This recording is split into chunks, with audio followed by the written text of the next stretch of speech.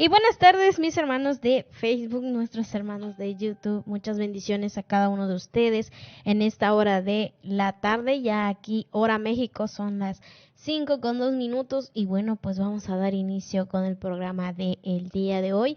Y ya tenemos a nuestra hermana Adela Hernández. Y bueno, pues yo le voy a estar dejando el lugar. Hermanita, Dios me la bendiga. Muy buenas tardes. Muy buenas tardes. Gracias a Dios por este día tan hermoso que nos permite vivir y disfrutar. El 18 de abril del año 2022 y el motivo de nuestro encuentro hoy es, como siempre, disfrutar de la palabra de Dios, para lo que meditaremos en el Evangelio de Juan en su capítulo 2. Al leer el Evangelio de Juan y en muchos otros libros de la Biblia, encontramos la historia clara y sencilla que cualquiera puede entender y explicar. También encontramos una riqueza de sentido profundo para el que quiere investigar, desentrañar más. Es la razón por la que, en primer lugar, revisamos el pasaje bíblico en su entorno, en su contexto, para darle vida. Así, explicamos el significado de algunos nombres de personas, de lugares, las distancias entre las poblaciones.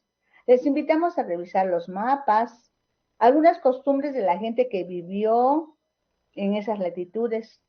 En ocasiones hacemos comparaciones con las costumbres, pues hablamos de México porque nosotros estamos aquí en la República Mexicana, pero ustedes pueden ya llevarlo a sus propias costumbres, a sus propios entornos, invitando así a entablar un diálogo con la palabra que nos permita a todos establecer esa comunicación con el que diseñó la Biblia. El que diseñó la Biblia es el Espíritu de Dios, es Dios mismo. En segundo lugar, hacemos hincapié en algunas de las cosas que nos dice de Jesús, de su obra, la verdad permanente que el evangelista Juan está tratando de mostrarnos. Y en tercer lugar, cómo podemos hoy aplicar esa enseñanza a cada uno de nosotros. Porque la relación con Jesús siempre originará una transformación de nuestras vidas, de tal manera que Dios pueda cumplir sus propósitos en cada uno de los que amamos su palabra. Así que Dios se da a conocer, se muestra, se revela por medio de su palabra. Cuando decimos que Dios se revela a la humanidad, queremos explicar que Dios está interesado en que la humanidad pueda conocerlo. Por eso se muestra, por eso demuestra, por eso enseña, deja ver cómo es Él. Pues solamente así los que son su pueblo podrán, al conocerle, amarle, confiar en Él, obedecerle y así servirle como Señor. Cuando Jesús deja el cielo y tomando forma humana viene a la tierra, o sea, se hace visible a la humanidad, llegando como un bebé y viviendo como una persona más entre los humanos. Esto es, habla, realiza actividades, muestra su poder por medio de señales, milagros. Mediante todo esto, se está mostrando, se está revelando, se está dejando ver a la humanidad. En el pasado, Dios habló a los patriarcas y a los profetas de muchas y variadas maneras, mas su palabra completa y final ha sido dada a través de Jesús, el logos del griego, la palabra, el verbo, como se conoce en el Evangelio de Juan en su capítulo 1. Algo que tenemos que decir es que ya en el siglo I después de Cristo, los apóstoles de Jesús recibieron la revelación por medio de las enseñanzas de Jesús, porque ellos estuvieron con Jesús. Y la participación del Espíritu Santo a través de los dones espirituales les ayudó también para que ellos pudieran tener esa revelación. Muchas veces esa revelación fue en forma de instrucciones personales y guía para sus propias vidas y ministerios. Por decir un ejemplo, en Gálatas 2, capítulo 2, versículo 2, el apóstol Pablo dice que viajó a Jerusalén porque Dios se lo hizo saber. Fíjense, Dios se lo hizo saber porque se lo dijo a través de una revelación.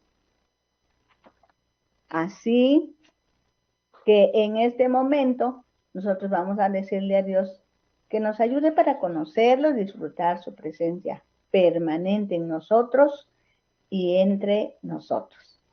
Vamos a decírselo por medio de una corta oración. Dios, en el nombre de Jesús te damos gracias por esta tarde. Gracias porque tú te quieres dar a conocer, desde siempre te has querido dar a conocer y hoy tú te quieres dar a conocer. Algunos de nosotros ya te conocemos y estamos conociéndote más cada día, disfrutando tu presencia y disfrutando tu palabra, pero más de uno no te conoce. Ayúdanos, Espíritu Santo, alerta nuestros sentidos espirituales para que podamos escuchar la voz de Dios y podamos conocerle. Gracias porque lo haces. En el nombre de Jesús te damos gracias también. Amén. Entonces, vamos a recordar algo. En el capítulo 1 de Juan, en el versículo 46 dice, el siguiente día quiso ir Jesús, que estaba en Betábara. Ahí, por ahí había un mapita. Jesús estaba en Betábara, ahí donde estaba bautizando Juan. Él quiso ir a Galilea. Probablemente estaba pensando en llegar a Nazaret, el lugar donde creció Jesús. Recordemos que Nazaret y Caná están en la región de Galilea. Si alguno por ahí tiene el mapa y puede verlo, qué bueno. Ya estando en Galilea, les invitaron a una boda. Solo que esta boda tiene varias características que la distinguen y que en el Evangelio de Juan, en el capítulo 2, está de los versículos 3 al 10. Si alguien está por ahí, tiene una Biblia y quiere leerlo, pues hágalo. Y si no, solamente escuchemos. Esto es para escuchar y disfrutar, recuerdo. Se lleva a cabo en Caná de Galilea. Caná de Galilea, del estado de Galilea. Y así dice la Biblia porque había otro lugar con el mismo nombre. Por eso se dice Caná de Galilea y el otro Caná era de otro lugar, de otro estado. Caná era una aldea pequeña. Hoy diríamos nosotros aquí en México era como un rancho, un ranchito. En Palestina, ese mapa de Palestina que luego nosotros podemos ver, en toda esa región de Palestina, la fiesta de boda duraba una semana y toda la semana se servían alimentos para los invitados. Esa reunión de una semana era en un ambiente de alegría. Se estaba festejando el enlace matrimonial y se degustaba el vino de aquellas regiones, en donde un cultivo por excelencia es la uva, los viñedos. Los asistentes debían portar su traje especial, su traje de bodas, adecuado a la celebración. Llegaron a la fiesta. Por un lado, la madre de Jesús. Y por otro lado, Jesús y sus discípulos. Por lo menos los 5 que se mencionan en el capítulo 1. Ahí vamos a ir viendo cómo aparecen los nombres, ¿no? Vamos a ir viendo Juan, Andrés, Pedro, Felipe, Natanael. El pasaje no indica el nombre de las personas que se casaron, aunque algunos comentaristas opinan que era la boda de Juan, el escritor del Evangelio, pero no hay ninguna evidencia de que esta opinión sea verdad. Eso no lo dice el Evangelio. Se presenta el incidente de que se termina el vino. No dice en qué día de la fiesta. Tampoco dice cuánta gente había acudido a la celebración, como para calcular cuántos litros más hacían falta para terminar la fiesta sin escasez de ese vital líquido. La madre de Jesús acude a él para apoyar en esa situación, pues es una fiesta judía y en una fiesta judía el vino era esencial. En cualquier tiempo habría sido un problema que faltaran las provisiones, porque la hospitalidad es un sagrado deber en Oriente. Pero una desgracia mayor y hasta una humillación terrible para los novios es que faltara el vino en su boda. El intercambio de mensajes en la conversación María-Jesús, Jesús-María, María-Sirvientes, nos llena de preguntas. ¿Por qué María se enteró que el vino se había acabado? ¿Por qué participó en buscar la solución a esa situación y no acudió al encargado de la fiesta, ya que María, Jesús y sus discípulos eran invitados, no organizadores, mucho menos responsables de abastecer lo necesario en la fiesta de bodas? También parece que María solo le hace un comentario a Jesús cuando le dice, no tienen vino. Yo no sé en qué tono así le diría, oye, ¿no tienen vino? No tienen vino, no tienen vino. ¿Cómo se lo diría? No lo sé. Pero en la versión Reina Valera 1960, que es la que yo estoy tomando como base, las palabras que utiliza Jesús para referirse a su madre son puntuales, son muy puntuales. ¿Qué tienes conmigo, mujer? Ese no es asunto nuestro. Aún no ha llegado mi hora. María es reconvenida por Jesús. Y aunque entre los comentaristas bíblicos hay opiniones que parecen lógicas, lo cierto es que Jesús le aclara a María que aún no es el tiempo apropiado para que él manifieste quién es. Las mujeres tenemos esa debilidad. Pero por eso Dios puso a los varones, para ubicarnos. Para ese tiempo, se cree que José, el esposo de María, ya había fallecido. Entonces Jesús es su hijo mayor y toma el lugar de autoridad en la casa. O sea que Jesús no está haciendo nada indebido. Está ubicando a mamá biológica, por ese asunto. Desde el Antiguo Testamento, en el libro de Eclesiastés, Dios aclara y expresa que todo lo que sucede debajo del sol tiene su tiempo. Por eso el Señor Jesús le dice, todavía no es tiempo. Sin embargo, fíjense ustedes, Jesús respalda el comentario de María hacia los sirvientes. Pues también a ellos María les dice, hagan lo que Él les diga. Y es que dice la Escritura que Dios es bueno y fiel. Y aunque los humanos nos equivocamos y fallamos, Dios viene a nuestro rescate y cambia nuestro lamento en alabanza, en danza, en alegría. Dios sí es bueno. Claro que Dios es bueno. Y Jesús vino para mostrarnos quién es Dios y cómo es Dios. Parece que después de este acontecimiento, María no vuelve a hablar con Jesús en esa boda. Por lo menos para resolver algún problema o incidente en una fiesta como la que estamos describiendo. Para Jesús fue muy fácil resolver esa situación de que faltaba vino.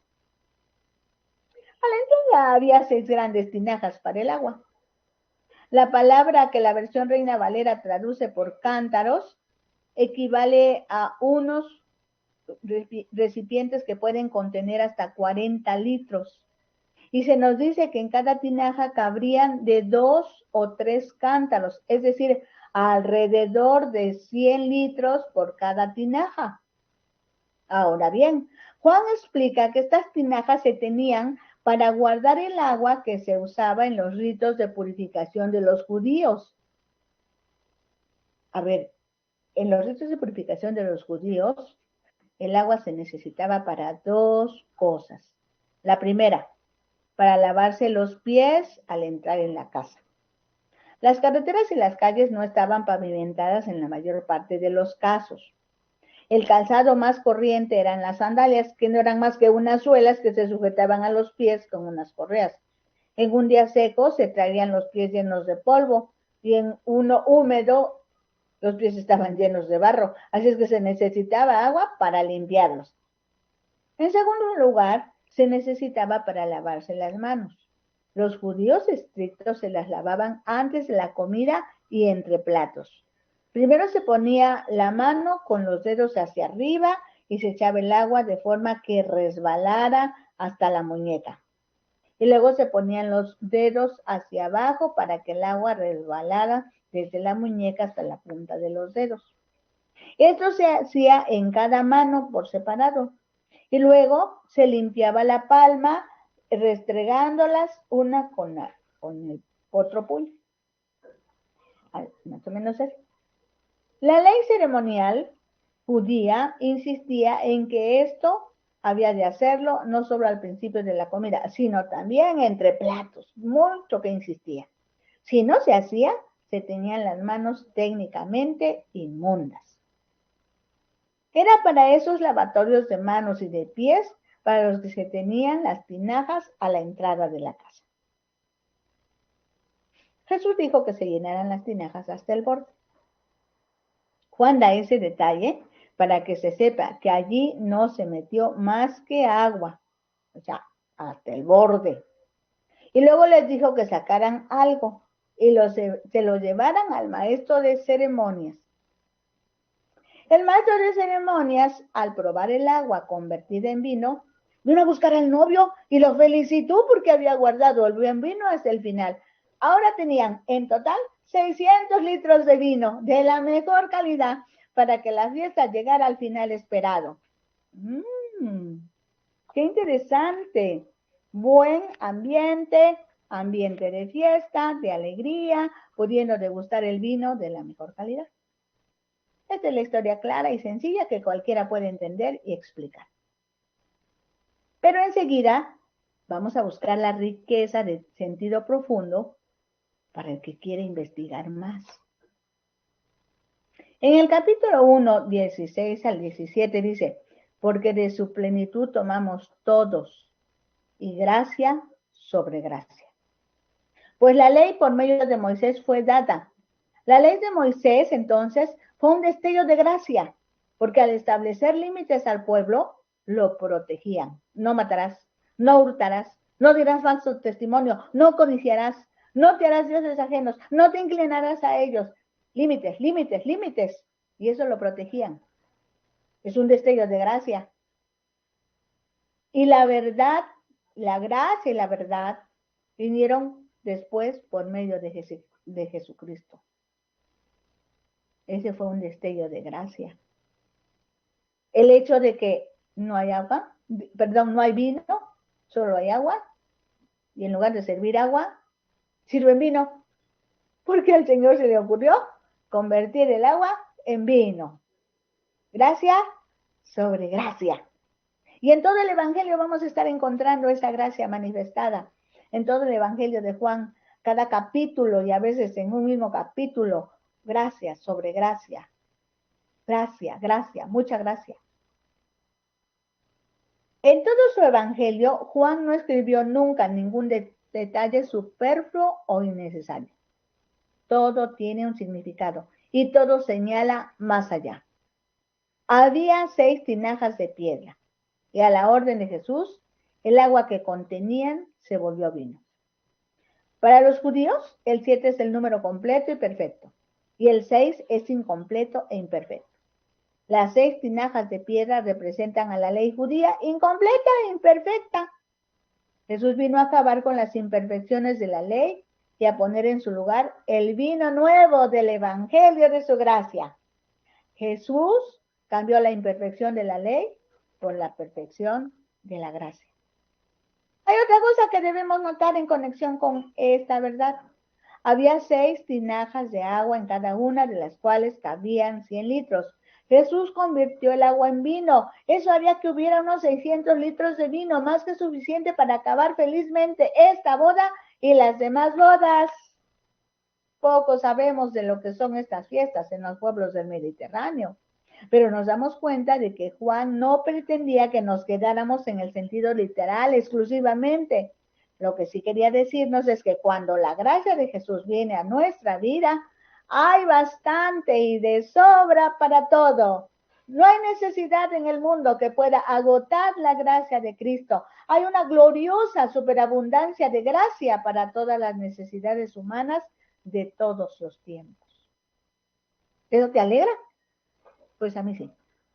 Juan nos está diciendo que las imperfecciones se han convertido en perfección en Jesús y que la gracia se ha vuelto ilimitada, todo suficiente, más que suficiente para todas las necesidades. Ahora podemos ver lo que Juan está tratando de enseñarnos.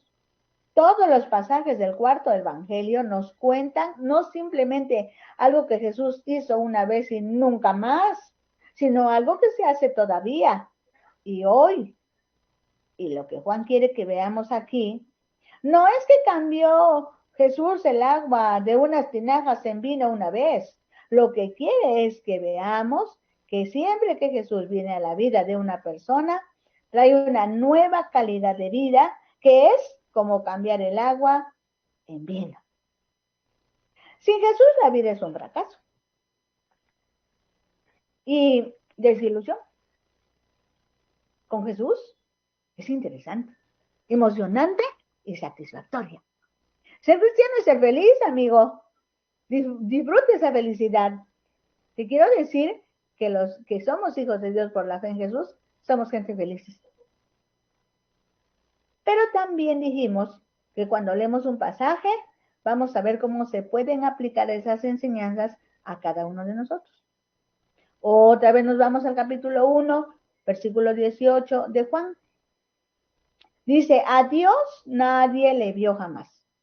El unigénito Hijo que está en el seno del Padre, Él le ha dado a conocer. Sí, porque Jesús tomó forma humana para identificarse con los humanos, pero realmente Él es la palabra encarnada. Él personificó la gracia y la verdad. Así como Jesús se mostró cuando estuvo en la tierra, así debemos ser los que ahora somos hijos de Dios por la fe en Jesucristo. Entonces, Dios envió a su Hijo para que seamos transformados en vino nuevo, por decirlo así. Nosotros somos ese vino nuevo que sorprenderá a la humanidad. Esa calidad de vida que recibimos de Jesús debe provocar una explosión dentro de la sociedad sin Cristo, de tal forma que impactemos a los que no son hijos de Dios al darle sabor a la vida. De hecho, a más de uno de los que somos hijos de Dios, nos ha sucedido que las personas tienen comentarios para nosotros como, en tu casa se respira paz. Trabajar contigo me asegura que los resultados serán satisfactorios. Yo quiero ser parte de tu equipo, porque tú siempre trabajas con un equipo que no pelea. Quisiera quedarme con tu familia para disfrutar de esa convivencia que ustedes provocan. Todo eso es cuestión de juego. Todo eso son destellos de gracia. Es el vino nuevo que nosotros encarnamos. Es mucho, suficiente, abundante y nunca se acaba, porque la fuente para ese gozo es Jesucristo. En este evangelio hay un cierto número de señales y de transformación del agua en vino. Pero esta es la primera. La transformación del agua en vino es la primera. La mayoría de las señales mencionadas por Juan lleva a un discurso sobre un tema relacionado. Estas señales son claramente una parte integral de la estructura del Evangelio. Como resultado de la primera, Juan menciona especialmente que la gloria de Cristo fue vista, dice, y vimos su gloria. Y eso señala el camino para una comprensión del resto del Evangelio. Debe notarse que tanto esta señal como la siguiente, que está registrada en el capítulo 4 y versículo 54 del mismo Evangelio de Juan, fueron realizadas en Caná de Galilea. Esta población estaba a unos 3 días de camino desde donde Juan Bautista bautizaba. Cuando los discípulos vieron los milagros de Jesús, así llamados en los otros evangelios, cuando los discípulos vieron los milagros de Jesús, creyeron. El milagro demostró su poder sobrenatural, su poder sobre la naturaleza. La forma de realizarlo reveló la manera en que cumpliría su servicio aquí en la tierra. Reveló la manera en que Jesús iba a prestar su servicio social, si lo queremos decir así. ¿Saben? Iba a estar ayudando a otros, iba a estar relacionándose con autoridades y estando en contacto con la gente. Juan los llama señales, porque la palabra señal indica un rumbo. A partir del momento en que se realizó el principio de las señales, el rumbo estaba marcado y en cada señal siguió marcándose. Desde la primera señal, el agua convertida en vino que demostró su poder creador y transformador de los elementos químicos con que creó el universo, porque todas las cosas por él fueron creadas. Los discípulos dijeron, vimos su gloria. Pero ese resplandor fue en aumento hasta el momento en que resucitó a un muerto, cuando expresó, Lázaro, ven fuera. Porque en él estaba la vida, y la vida era la luz de los hombres. Antes de ir a la cruz, ya en él estaba la vida. Pero recordemos que estamos hablando de que Jesús tomó forma humana. Entonces su gloria se manifestó totalmente cuando el Cristo resucitado le dijo a María, ve a mis hermanos y diles, subo a mi Padre y a vuestro Padre, a mi Dios y a vuestro Dios, porque Cristo vive. Cristo vive, no se quedó en la cruz, ni siquiera está en la tumba, Él resucitó, pues Él es vida, en Él estaba la vida, en Él está la vida, Él es el único que puede dar vida. A ver, vamos a hacer una reflexión en este momento. Porque recuerden que debemos aplicar la palabra a nosotros. Usted que hoy está haciendo esta transmisión, ¿conoce a Jesucristo como su Señor y Salvador? Su respuesta solo puede ser sí o no. No puede decir, no, pues creo que sí. ¿Quién sabe si lo conozca? No, es sí o no. Cuando su respuesta es sí, usted es semejante a esa agua convertida en vino de la mejor calidad que dará buen sabor, satisfacción y alegría a la sociedad sin Cristo. El asunto es, ¿todo esto es una realidad en su vida cotidiana? De manera natural, ¿usted es un destello de gracia para todas las personas que le rodean? A ver, no se distraiga. Le estoy haciendo una pregunta importante. ¿Usted es ese vino de buena calidad que le da buen sabor a la sociedad sin Cristo? ¿Usted es un destello de gracia para las personas que le rodean? Hable con Dios y haga planes para su vida a partir de este momento. ¿Puede pedirle a su Padre Celestial otra oportunidad u otras oportunidades para que las personas puedan saborear, ingerir ese vino de calidad en que usted se ha convertido? Para los que la respuesta fue no, aquí está ese destello de gracia a su favor. pues Dios permanentemente está ofreciendo los beneficios del sacrificio de Jesús en la cruz para perdón de pecados de la humanidad en general y para el perdón de pecados de cada persona en particular. Solo tiene que decidirse para que le diga sí a Jesucristo. Y entonces también usted se convierte en ese vino nuevo que dará sabor, buen sabor, alegría y viveza a la sociedad sin Cristo. Si alguien se pregunta, ¿y cómo le hago? Pues en este momento yo te puedo apoyar. Voy a elevar una oración a favor de cada uno de los que están escuchando esta transmisión, a fin de que las señales sigan indicando el rumbo por el que debe seguir la humanidad sin Dios y sin esperanza. Y todos los que me contestaron que sí y que todavía están en la transmisión, me van a apoyar porque vamos a hacer nuestra parte. Vamos a interceder porque el Espíritu Santo pueda convencer, porque eso solo lo hace el Espíritu Santo, convencer. Padre de amor, gracias porque tu gracia está a nuestro favor. Gracias por esta decisión que están tomando estas personas, Señor, que están diciendo sí. Queremos ser ese vino nuevo, ese vino sabroso, rico, que dé sabor a la sociedad. Hoy en día en México y en muchos países la inseguridad es el tema de la noticia de cada día.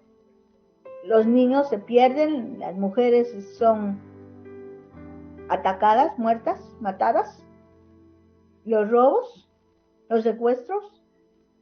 Señor, no hemos hecho nuestro trabajo, no le hemos dado buen sabor a la sociedad. Perdónanos, Señor. Pero te suplicamos que tu Espíritu Santo empiece a tocar corazones, a tocar vidas, y ellos tomen decisiones firmes y puedan decirle sí a Cristo. Sí, Señor, quiero ser ese vino, ese nuevo vino, ese vino nuevo, ese vino rico que va a dar sabor, que va a dar alegría, que va a dar contento a la sociedad. Toca, Señor, toca la vida, toca el corazón, Señor, tócalo, Señor, tócalo, Padre, tócalo. Sí, Señor. Sí, hay muchas alabanzas, hay muchas oportunidades para que nosotros podamos darle gracias a Dios por esa su gracia. No sé, a lo mejor ustedes se saben alguna canción, no sé si tengamos por ahí una letra en una diapositiva en donde tengamos algo que diga gracias sublime, gracias de Dios, gracias incomparable. Y si no, pues vamos a darle gracias a Dios a través de nuestros labios, ¿no? Gracias a Dios porque ese es un favor de Dios para nosotros. Me encanta porque los compositores, porque los que decimos que son compositores cristianos, los que se basan en la Biblia para alabar a Dios, muchas veces nos ayudan a manifestar nuestros sentimientos.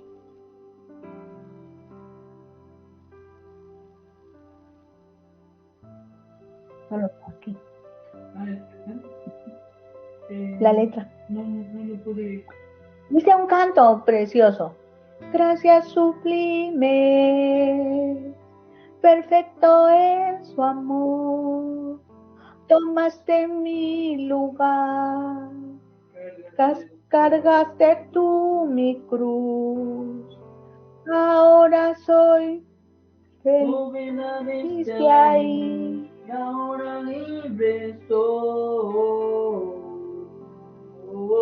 Jesús te adoró por lo que hiciste en mí. De muchas maneras le podemos dar gracias. Busquen ustedes, ahora tenemos redes sociales y mucha música en donde podemos accesar, y ahora acompañados de música y con letra. A lo mejor usted mismo puede componer una canción para Dios y darle gracias para manifestar esa alegría que ahora Dios ha puesto en nuestros corazones. Pero no podemos detenernos demasiado. Vamos ahora a ver qué dice Juan 2:12, porque estamos hablando ya del Evangelio de Juan. Y vamos a... Y vamos ahora a ver en Juan 2:12. Dice, después descendieron a Capernaum. Estaban en Caná, ¿se acuerdan? Ahora descendieron a Capernaum. A ver si se puede ver en el mapa. ¿Quiénes descendieron? Descendió Jesús, su madre y sus hermanos. Estaban en Caná y ahora fueron a Capernaum, por ahí por el mar de Galilea. ¿Quiénes? Estaba Jesús, su madre, sus hermanos y sus discípulos. Y estuvieron allí no muchos días. En Capernaum Jesús hizo su residencia en el año en que él tuvo mucha popularidad. Pero en esta ocasión, en el capítulo 2 de Juan, dice que no estuvieron muchos días. Esa primera señal o milagro de convertir el agua en vino en la fiesta de bodas en Caná de Galilea provocó que sus discípulos creyeran en él, incluida su madre y sus hermanos. A partir de ese momento decidieron estar siempre donde Jesús estaba. ¿Será por eso que a ti no te interesa mucho Jesús porque no has visto ninguna señal? Después dices, creo que sí, Jesús, pero ahorita voy a hacer otras cosas. Dios quiere hacer señales en tu vida. Dale permiso para que puedas disfrutar eso y tú ya no quieras estar separado de Jesús. Capernaum, dijimos que se convirtió en sede de su servicio en Galilea. Estaba localizada en una ruta comercial y Capernaum sí era una ciudad importante. En el mapa a veces se lee Cafarnaum. Contaba con una guarnición romana y un puesto aduanero, porque ahí está el mar de Galilea. En Capernaum, Mateo, el discípulo Mateo, el apóstol Mateo, que después de que escribió el Evangelio, recibió el llamado a ser un discípulo de Jesús. Tuvo al menos Capernaum o Cafarnaum, tuvo al menos una sinagoga principal. La sinagoga era un lugar en donde los judíos que vivían ahí se reunían el día de reposo para escuchar la ley de Moisés. Cuando alguien puede experimentar la presencia gloriosa de Jesucristo, no hará otra cosa que no sea estar con Jesús. Lo voy a repetir. Esto es interesante y es muy importante. Óyelo bien. Cuando alguien puede experimentar la presencia gloriosa de Jesucristo, no hará otra cosa que no sea estar con Jesús. Ahora, tú que me estás escuchando y que ya conoces a Jesús de tiempo, dime, no, bueno, no me puedes decir, ¿verdad? Perdón. Contéstate. ¿Tú quieres estar con Jesús siempre? ¿Sabes que Jesús está contigo siempre? ¿Lo tomas en cuenta en todos los quehaceres de tu vida? ¿Le preguntas a Jesús si está de acuerdo con lo que vas a comer? Sobre todo cuando estás comiendo comida chatarra. O te expones al sol y no importa que después te arriesgues a un cáncer de piel. O ingieres tacos hasta que ya no te caben y después te das una buena enfermedad de estómago y de intestinos. Hay que considerar al Señor en todos los aspectos de nuestra vida. Pero vamos a seguir porque el tiempo se nos agota. En el capítulo 2, de los versículos 13 al 22, otra vez revisamos el pasaje bíblico en su entorno. Dice ahí que estaba cerca la Pascua. La Pascua se celebraba todos los años en el templo de Jerusalén. ¿Ven dónde está Jerusalén? Todavía tienen por ahí un mapa. Jerusalén está en el estado de Judea. Así que Jesús estaba en Capernaum y no pudo estar mucho tiempo porque tenía que ir a Jerusalén a la fiesta. Ellos solo tenían un templo, no había muchos como ahora. En cada cuadra hay un templo, gracias a Dios, pero en ese tiempo solo había un templo. Así que tenían que caminar toda Galilea, luego todo Samaria y llegar a Judea. Algunos se iban por ese rumbo, otros se pasaban del otro lado del Jordán y se iban por Iturea, Decápolis, Perea y otra vez atravesaban el Jordán para llegar a Jerusalén. Con esto del mapa y esas aclaraciones, como que le vamos encontrando la razón de lo que dice, ¿verdad? Porque cada judío debía hacer un peregrinaje a Jerusalén durante esta época. Era una fiesta que duraba una semana. Vean, los judíos son muy fiesteros. Una semana fiesta de bodas, una semana la Pascua. La Pascua se realizaba en un día y la fiesta el resto de la semana era la fiesta de los panes sin levadura. Toda la semana conmemoraba la liberación de los judíos de la esclavitud de Egipto. Toda la semana. Esta la fiesta de la Pascua, de una semana de duración, era la fiesta de independencia de Israel, si lo queremos relacionar así con nuestras propias fiestas de independencia de los países a los que pertenecen. Jerusalén fue sede política y religiosa de Palestina y el lugar donde se esperaba que el Mesías apareciera. Allí se encontraba el templo y muchas familias judías de todo el mundo viajaban a Jerusalén durante las fiestas importantes. El templo se construyó en un lugar majestuoso, un monte desde donde se dominaba la ciudad. Salomón construyó el primer templo, casi en ese mismo lugar, unos 1000 años antes, en el 949 a.C., pero los babilonios lo destruyeron.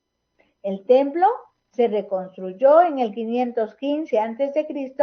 y Herodes el Grande lo engrandeció y remodeló. Así que ya este templo es el tercer templo. Y al principio ellos no tenían templo, pero tenían el tabernáculo para adorar a Dios. El templo era un lugar muy concurrido durante la Pascua, con miles de visitantes de todas partes. Los líderes religiosos permitían que se congestionara mucho más al dejar entrar a los cambistas y mercaderes para establecer sus puestos en el atrio de los gentiles como una manera de ayudar a los adoradores y una forma de obtener dinero para el mantenimiento del templo. Pero los líderes religiosos no parecía que le dieran importancia al hecho de que el atrio de los gentiles estaba lleno de mercaderes y los extranjeros tenían dificultad para adorar. Vean el patio de los gentiles o el atrio de los gentiles. Está a la entrada, pero después está una puerta, luego el patio de las mujeres, otra puerta, luego el patio de los sacerdotes o atrio de los sacerdotes, el altar del sacrificio, el lugar santo y el lugar santísimo. No, pues imagínense, los gentiles no podían entrar al templo, ¿ya vieron? ¿Por qué? Porque para los judíos el templo es un lugar santo y no pueden ensuciarlo los gentiles. Y esto me hace a mí pensar muchas cosas. Bueno, ahorita que veamos la investigación, solamente quiero darles una probadita para que no se vayan, porque esto se va a poner emocionante. Fíjense que los impuestos del templo tenían que pagarse con moneda local, de manera que los extranjeros tenían que cambiar su dinero con los cambistas, los que a menudo eran deshonestos e imponían tarifas altas. A la gente también se le demandaba ofrecer sacrificios por el pecado. Debido a los viajes tan largos, muchos no llevaban sus animales. Muchas veces los animales que llevaban se los rechazaban por imperfectos. Los vendedores de animales tenían un negocio floreciente en el patio del templo. El precio de los animales para el sacrificio en el templo era más alto que cualquier otro lugar. Pues claro, desde entonces estarían las leyes de la oferta y la demanda. Jesús se molestó por la deshonestidad y voracidad practicada por cambistas y mercaderes. A Jesús eso le molestó. No debían trabajar en el templo mismo. Su presencia denigraba el templo, porque el templo es el lugar de adoración a Dios. Esto es tremendo, hermanos. Juan narra la primera limpieza del templo, aquí en el capítulo que estamos leyendo, el capítulo 2.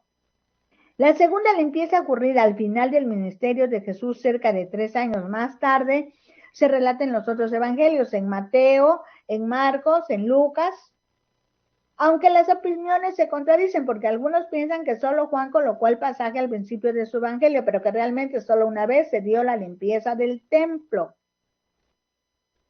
Lo cierto es que los 4 evangelios registran la limpieza del templo. Debe ser un asunto muy importante para Dios. Usaban mal el templo al convertirlo en un mercado. Olvidaban o no les importaba que la casa de Dios es un lugar de adoración, no un mercado para obtener ganancias. Era obvio que Jesús estaba molesto con los mercaderes que explotaban a quienes iban a la casa de Dios para adorar. Jesús hizo un látigo y echó fuera a los cambistas. Bueno, esta figurita que tenemos aquí, pues quiere representar eso. El látigo en las manos de Jesús, el látigo en las manos de Jesús. ¡Ay, el látigo! ¡Ay, estaba enojado! Jesús interpretó la maldad en el templo como un insulto a Dios y fue enérgico. Dios es amor, sí, pero también Dios es santo y Dios es justo. Eso no estaba bien y Jesús tuvo que reaccionar. Cuando estaban en eso, le dijeron a él, ¿qué señales haces tú? Y Jesús contestó, destruid este templo y en 3 días lo levantaré. Los judíos interpretaron que Jesús se refería al templo del cual expulsó a los mercaderes y cambistas. Aquel era el templo de Zorobabel, construido unos 500 años antes, y que Herodes comenzó a remodelar, haciéndolo más espacioso y mucho más hermoso. Aunque habían transcurrido unos 46 años desde iniciada la remodelación, todavía no se había concluido el trabajo, por lo que las palabras de Jesús de que podría destruirse y reedificarse en 3 días fueron desconcertantes. Ellos dijeron, oye, el templo, cuando tú dices destruyan este templo y en 3 días lo voy a reconstruir, si este templo que tenemos aquí tiene 46 años que lo están arreglando y no pueden terminarlo. A ver, Jesús, ¿de qué estás hablando? Ahí está la narración clara. Pero decimos que después vamos a revisar algunas cosas que nos dice Jesús de su obra, la verdad que Juan quiere mostrarnos y que está ahí en ese relato. ¿Se han dado cuenta ustedes que hoy en día es cierto que no le ofrecemos a Dios sacrificios de animales? Pero podemos identificar su culto con un sonido de última generación, equipo para el ministerio de alabanza, púlpitos en madera tallada. Cuando el verdadero culto brilla por su ausencia. No es que estas cosas sean condenables. Gracias a Dios son ofrendas de corazones fieles y agradecidos. Cuando ayudan a la verdadera devoción, cuentan con la bendición de Dios. Pero cuando son su sustituto, hastían el corazón de Dios. Desde el Antiguo Testamento, los profetas les decían al pueblo de Israel, estoy harto de tus sacrificios, ya no quiero más machos cabríos, ya no quiero ovejas, ya no quiero palominos, porque tú quieres cambiar por esas cosas la adoración a mi nombre, no vienes con un corazón agradecido a mí, no vienes humildemente a postrarte en mi presencia, tú vienes exigiéndome, como diciendo que te debo por todo lo que traes, y así no quiero tus ofrendas. ¿Cómo estamos adorando nosotros en los templos a donde acudimos? ¿Qué es lo más importante? ¿Que esté limpio? ¿Que esté hermoso? Si entrara un alcohólico, un drogadicto, una prostituta, ¿qué hacemos? ¿Le decimos que venga otro día? ¿Le decimos que no está en posibilidad de estar a nuestra altura?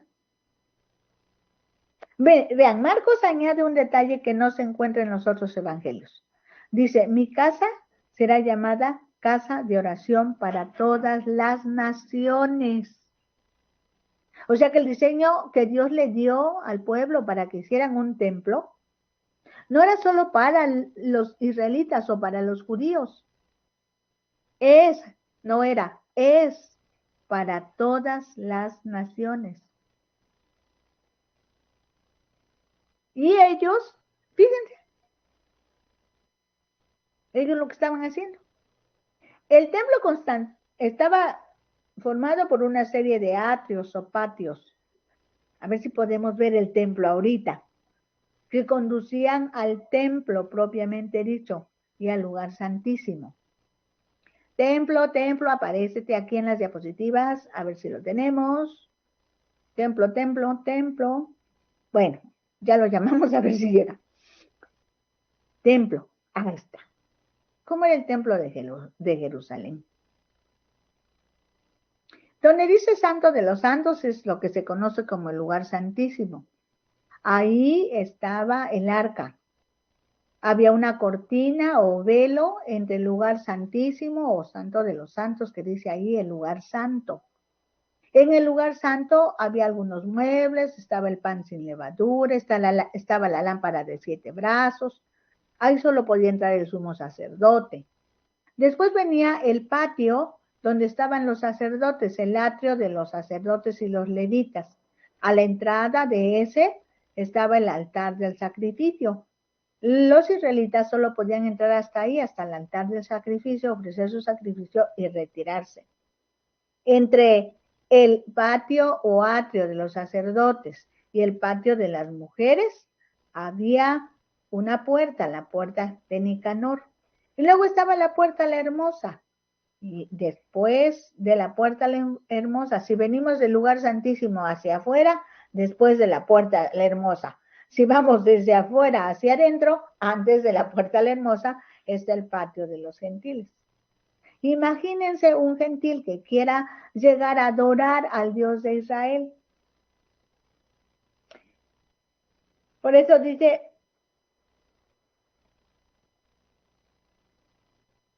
que toda esa compraventa se hacía en el atrio de los gentiles, en el patio de los gentiles, que era el único al que podían acceder los que no fueran israelitas. A partir de aquel lugar les estaba prohibida la entrada. Así que si había algún gentil cuyo corazón Dios hubiera tocado, podía llegar al atrio de los gentiles para meditar y orar y buscar a Dios. El atrio de los gentiles era el único lugar de oración que conocían los que no eran judíos. La única oportunidad que tenían para adorar al Dios verdadero. Las autoridades del templo y los comerciantes judíos estaban convirtiendo el atrio de los gentiles en un lugar de confusión, por lo que prácticamente era imposible orar. El tintineo de las monedas, los pregones y los regateos, todo eso combinado convertía el atrio de los gentiles en un lugar donde no se podía dar culto a Dios. El jaleo del atrio exterior del templo le cerraba el acceso a la presencia de Dios a los gentiles que le buscaran, y precisamente Dios llamó al pueblo de Israel para darse a conocer a las naciones. Ahora ustedes y yo lo vemos así, decimos que bárbaros, no se daban cuenta de lo que estaban haciendo. Por eso a Jesús se le conmovían las entrañas, porque en la casa de oración se le cerraba el acceso a la presencia de su Padre a los que le buscaran sinceramente, porque los israelitas o judíos para ese momento histórico, por decirlo de alguna manera, estaban obligados a adorar en el templo, porque así decía la ley. Pero los extranjeros no. Los extranjeros que llegaran al templo lo harían porque ellos habían decidido ir al templo del Dios de Israel para adorarlo.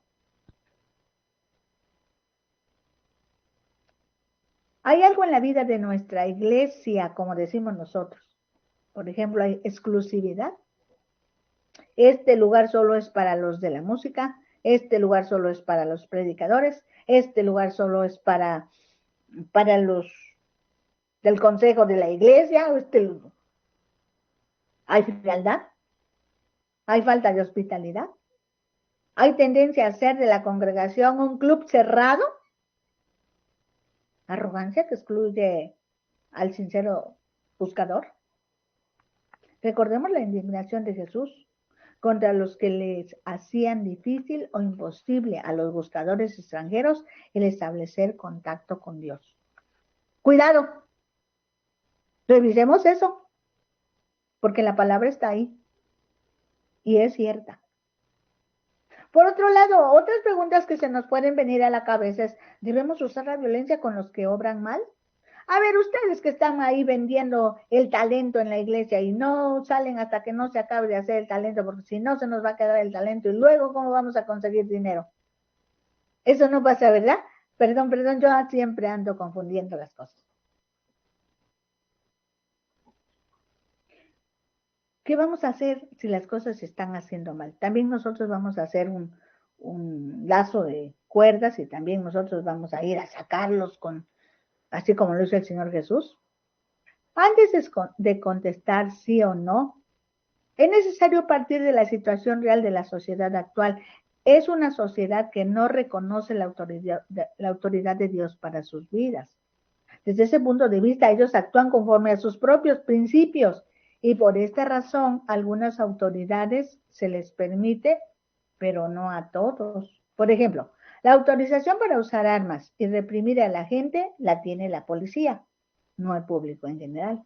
Por eso cuando alguien toma de la sociedad, cogen al ladrón y casi lo matan, terminan estos en la cárcel porque ellos no tienen esa autorización. Aunque muchas veces son los policías los que extorsionan. Yo no estoy diciendo que todos los policías oigan bien. De la misma manera, la facultad de encarcelar la tienen los jueces, no los ciudadanos. Por eso hay muchos encarcelados injustamente, pues los jueces no conocen a Jesús como Señor y Salvador de sus vidas.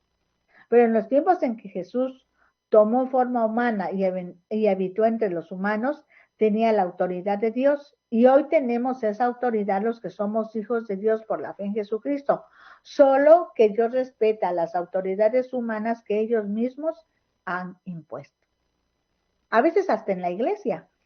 Hay algunos que no son llamados al pastorado, no son llamados al liderazgo. El Señor Jesús no los puso, se pusieron entre ellos. Pero, ¿qué creen? Dios los respeta. Porque Dios es bueno y Él es paciente. Jesús no hablaba del templo hecho de piedras. Cuando dijo, destruyan este templo y en 3 días lo voy a construir, no. No hablaba del templo material que estaba ahí. Él hablaba de su cuerpo. Sus palabras cobraron significado en los discípulos luego de su resurrección. Esto es, pasaron 3 años de ministerio, pasó el momento de que lo tomaron preso, de que lo ultrajaron, de que lo crucificaron, que lo enterraron. Y resucitó, Cristo vive. Hasta entonces, los discípulos dijeron, se refería a él mismo, se refería a su propio cuerpo. Aquel Cristo cumplió a la perfección lo predicho, y eso fue una prueba contundente de que era Dios, proporcionando una razón para que los discípulos creyeran en él. Es por gracia que Cristo murió y resucitó a la gloria de Dios Padre. Uy, esto es maravilloso. Ahora, ¿cómo podemos aplicar este asunto, esto que pasó ese día a nuestra vida? ¿Cómo lo podemos aplicar? Bueno, mientras nosotros procuramos vivir como Cristo, debemos respetar y obedecer la voluntad de Dios que está reflejada en su palabra. Esta es la mejor forma de adorar. Jesús es más grande del templo que el templo, además, hoy la iglesia de Jesucristo se constituye como templo de Dios porque el Espíritu de Dios mora en los hijos de Dios. Esta es una verdad que debe revolucionar la vida de cada hijo de Dios, así como cuando los discípulos escucharon, destruir este templo y en 3 días lo levantaré, se refería a que iba a morir crucificado, pero resucitaría el tercer día, y todos disfrutarían de la gloria de Dios. Así que los que somos hijos de Dios somos templo del Espíritu Santo. Ya no tenemos ni que ir al templo, hermano.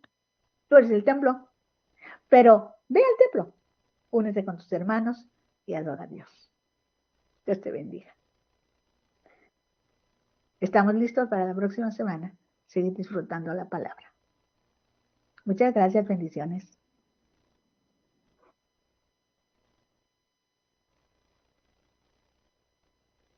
Muchas gracias, hermanita, muchas bendiciones. Gracias por compartir este día con nosotros y también enseñarnos mucho de la palabra del Señor, que de verdad estamos aprendiendo bastante. Muchas gracias. Gracias a Dios. Aleluya. A su nombre, gloria. Amén, amén. Y bueno, mi hermanita, nos vemos el próximo miércoles a la misma hora, si así nuestro Padre nos los permite. Bendiciones, hermanita. Amén.